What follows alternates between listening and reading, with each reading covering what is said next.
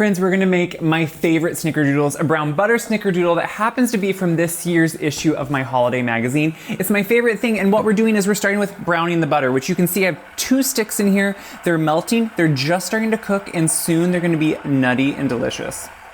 Browning butter is a little bit of a patience thing. You wait for a few minutes, it kind of really cooks vigorously, and then it slows down and it gets quiet. And when it gets quiet, you start smelling it. That's how I always know, because the nose always knows. But if you look at the bottom of the pan, you see those browned bits up in there? That's exactly what we're going for. That means it's turning brown, it smells delicious, and it's turned into something completely different. But to make these cookies, I do want it to be creamed with sugar.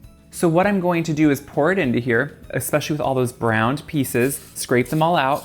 I'm gonna pour it into here and let it solidify so we can truly cream everything together.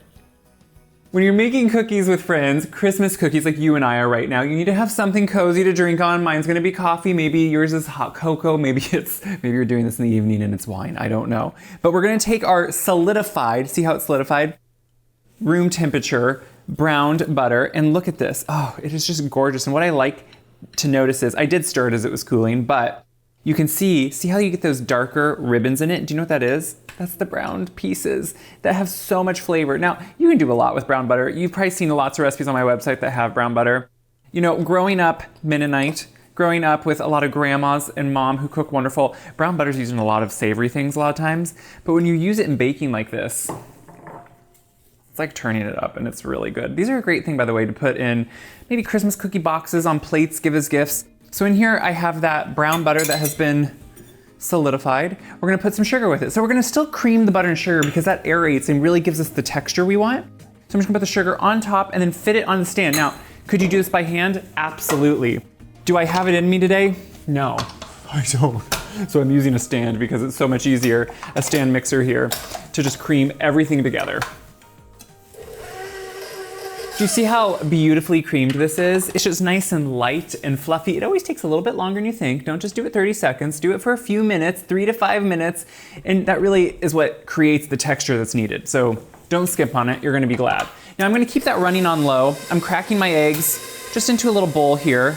That was a good crack. Sometimes I'm awful at cracking eggs, and when it's on here with a friend, you're just like, I don't wanna crack an egg bad. So with this going, I'm gonna throw in 1 egg at a time, just to make sure. Now I know, sometimes we're like, what's the point of that?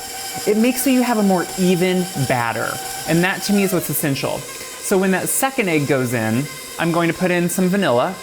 You know I make my own vanilla, and you know I just like to pour until I feel good.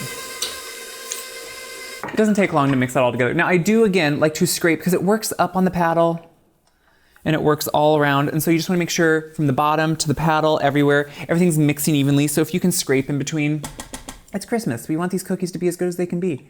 And you know what? They smell.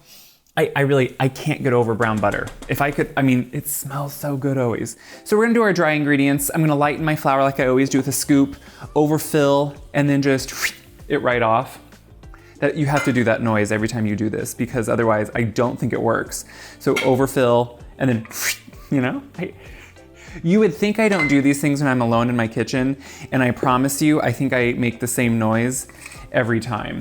So with the flour in, we're gonna put in a little bit of baking soda, again, texture, just a stitch of browning, not too much, and then cream of tartar. That thing that's in your cabinet all the time that you hardly ever use, maybe for meringue and for a cookie like this. It keeps the light color, but also keeps the chewiness. If you didn't have this in here, it'd get a little bit more crisp around the edge, less chew. These, you definitely want to have a chew to them. So we're also gonna make sure we put in the salt. The kosher salt is gonna balance out and make sure everything tastes amazing.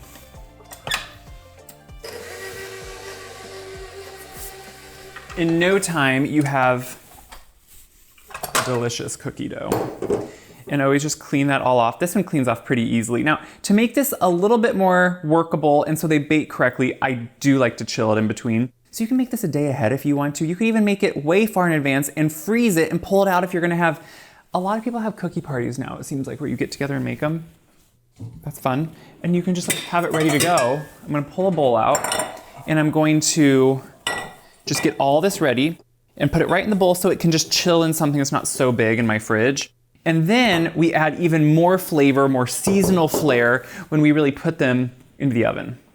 Chilled dough, fresh coffee, and we're ready to go. So this is the fun part. This is the part too. Kids, young kids, my nieces and nephew, they're getting older now, but they would still enjoy doing this. This is, you put a little bit of sugar, and then we're gonna add the warming spices of the season, some cinnamon, some ground ginger, a little bit of cloves. So this is what really kind of amps these up to create them a little bit more seasonal, because snickerdoodles on their own are kind of an anytime, but when you bring it together and you add these warming seasonal spices, I think there's just something special that happens. And it really goes well with the brown butter, which I think if you haven't had, but I know you all have, that nuttiness just works really well. So I'm gonna use a cookie scoop, and I do specify always what size I'm using. I'm using a number 40, which is about 1.5 tablespoon, because that's how these bake. So I'm gonna take it, I'm gonna just, beautiful dough to work with. I'm going to just roll it, and then roll it in this. So that's what's gonna give them that exterior that you just kind of love to bite into. The interior is gonna be that chewy, perfect cookie. Look at that. What could be bad about that? Absolutely nothing. This is when Christmas cookie baking is fun, because these are simple. They're a simple snickerdoodle turned up a little bit. So they're just gonna please everyone. Rolling the last one. It's always nice to smooth them out, and then I shape them a little bit, roll them, and this process, it's just kind of fun, right? And I think it really shows that what we want at the end of the day is a cookie we love. And these are nostalgic, just with a little bit of a change. So I'm gonna bake these until they're nice and domed, let them cool. And we're gonna eat a few, no, quite a few. I just pulled the second tray out. This was the first tray, it's been cooling. I let them cool on the tray for at least 5 to 10 minutes before I put them onto a rack if you want to. But look how perfectly they bake. And I kid you not, if you smell them, you smell that brown butter. So I have a little bit as my last stir of some white chocolate. This is only if you want to. Think of it as extra credit around the holidays. You don't have to. Now I will say, I only have white chocolate chips, which for drizzling, I would like just bar white chocolate. The chips sometimes have a stabilizer in them, and it's hard to drizzle, so I put a little bit of coconut oil if you're using chips. But then what I like to do is, again, it's holidays, so what are we doing? We're trying to make something seem special, so we're going across them. Look at that. How is that not just like special? I think a drizzle of anything. Now, if you really want to go the distance, you could get some special like green sprinkles or make it look like there's ivy on it, and you could kind of just put ivy across, or you can just do what I'm doing and drizzle on them. Now, you should do it when it's cooled so it doesn't just melt over them. Then let it cool before you move on, or you could be like me and just go ahead. Now, I want you to see, they're chewy on the inside. That is that perfect texture. Merry Christmas, guys. This is so good. I love a snickerdoodle in general because it's very simple, but you get the essence of good butter and just a little hint of something.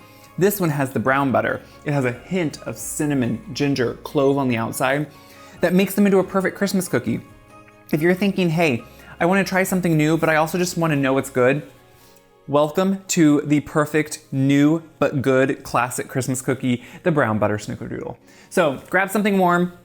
We'll make them together like we just did in this video. Pass them around, keep them for yourself, whatever you enjoy. But check my website, wiseguy.com, for this whole recipe and all my other recipes for a great season of all the candies and foods you want to make. It's all on there. And until next time, I hope you make something delicious.